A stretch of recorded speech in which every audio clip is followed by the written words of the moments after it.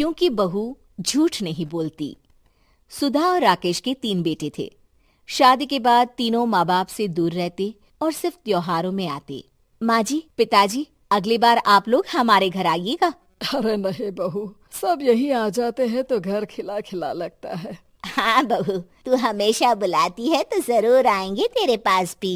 हाँ हाँ, दीदी का घर बड़ा जो है, सब कुछ आपने शादी के बाद दीदी को ही तो दे दिया था। हमें भी दिया होता तो हम भी बड़ा घर लेते। क्यों सुनील? अरे नहीं नहीं, पापा ने सबको एक बराबर ही दिया है। छोटी बहू, क्या चाहिए तुम्हें, बोलो।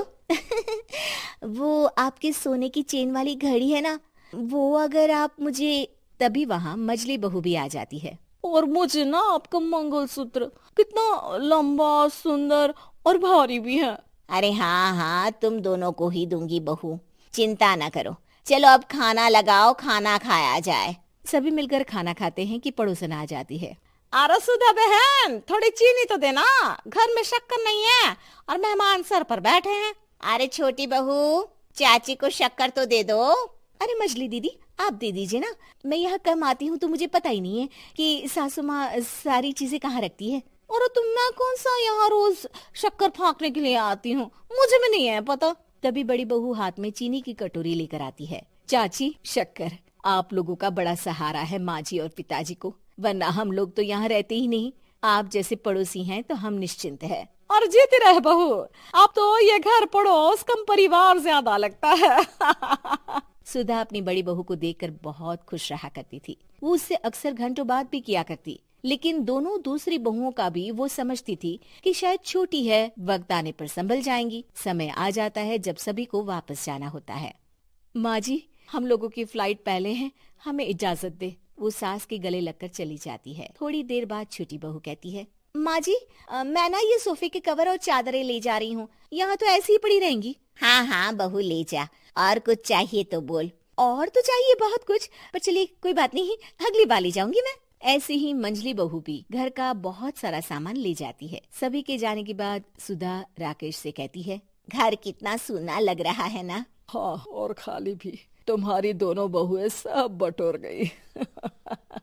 अरे ठीक है ना, हम दोनों ही तो हैं, कितना सामान लगेगा, फिर उन लोगों की नई गृहस्थी, इतना मत सोचा करे। समय बीतता है। ऐसे ही हर साल त्योहारों में सुधा और राकेश के बच्चों की बहू आते और जाते वक्त ढेर सारा सामान पैक कर कर ले जाती। लेकिन कुछ ही सालों में सुधा का देहांत हो जाता है। पिताजी, आप यहाँ अकेले क्या करेंगे? हम लोगों के साथ चलिए। अरे नहीं नहीं बहू, इस घर में सुधा की यादें हैं, मैं उसे नहीं छोड़ सकता हूँ। अब तुम लोगों की माँ नहीं रही। देख लो, वैसे तो मैंने उसके जीते जी सब कुछ दे दिया है, लेकिन कुछ उसका पर्सनल कीमती सामान था जो ये है, ले लो। सामान में होती है एक घड़ी और एक मंगलसूत्र। माँ जी ने कहा था कि वो ये घड़ी मुझे देंगी। हाँ हाँ, पिताजी, माँ ने सबके सामने ये घड़ी सरिता को देने के लिए कहा था। उठा लो सरिता माँ की घड़ी। अब क्या था, छोटी बहू फट से घड़ी उठा लेती है। और पिताजी, ये मंगलसूत्र तो माँ ने मुझे ही देने को कहा था, याद है ना? वो सभी की ओर इशारा करती है। तू भी ले ले ये हार बेटा, कोई बात नहीं। मंजली फटाक से हार उठा लेती है। ससुर बड़ी बहू की तरफ देखते हैं। तुझे क्या दूं बेटा? पिताजी, माँ ने एक चीज मेरे लिए भी रखी है। सभी के कान खड़े हो जाते हैं कि आखिर सास ने क्या रखा होगा बड़ी के लिए। अरे माँ जी तो दीदी से प्यार भी ज्यादा ही करती थी, हमेशा उनसे बात किया करती। जरूर कोई बड़ी और अपनी प्रिय चीज दी होगी दीदी को। और देख लेते हैं ना, वरना तो हम भी बराबर का बंटवारा करेंगे। हाँ हाँ, कर लेना बंटवारा। लेकिन बड़ी बहू, बताओ तो, सुधा ने क्या रखा है तुम्हारे लिए? अभी तो हम लोग यही हैं पापा जी, जब जाने लगेंगे तो बता दूंगी। बड़ी बहू के मुंह से ये बात सुनकर बाकी 2 बहुएं सोचने लगती हैं कि आखिर क्या है जो दीदी को सासू माँ देकर गई हैं। दीदी, ऐसा तो नहीं ना कि पूरे घर का आधा हिस्सा माँ बड़ी भाभी को देकर गई हो? तभी वहाँ ससुर आ जाते हैं। नहीं नहीं, ऐसा कुछ नहीं है। मकान तो तुम तीनों का बराबर से है। देखो, बड़ी बहू से तुम्हारी सास ज्यादा जुड़ी थी, न जाने क्यों घंटों बात किया करती थी। पता नहीं क्या देकर गई है उसे। और ससुर जी, आपको क्या पता, चालाकी से पूरे घर के पेपर में साइन करवा लिए हो, या फिर कोई छुपा गहना। आखिर मकान पूरा तो आपने सासू माँ के नाम ही कर रखा था ना। अब घर में ये सस्पेंस बन जाता है कि आखिर बड़ी बहू क्या लेकर जाएगी। फिर वो दिन भी आ जाता है जब बड़ी बहू के जाने का समय हो जाता है। बेटा, परसों तुम चली जाओगी, बताया नहीं, माँ ने तुम्हें क्या दिया?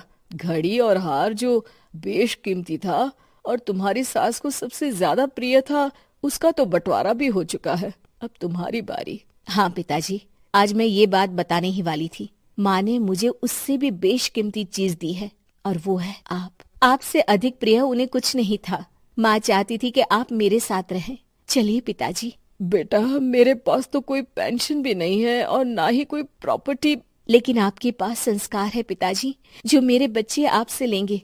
तो आपको ले जाने पर स्वार्थ ही है मेरा। चलिए ना पापा। सभी के सामने पिताजी बड़ी बहू और बेटे के साथ उनके घर चले जाते हैं।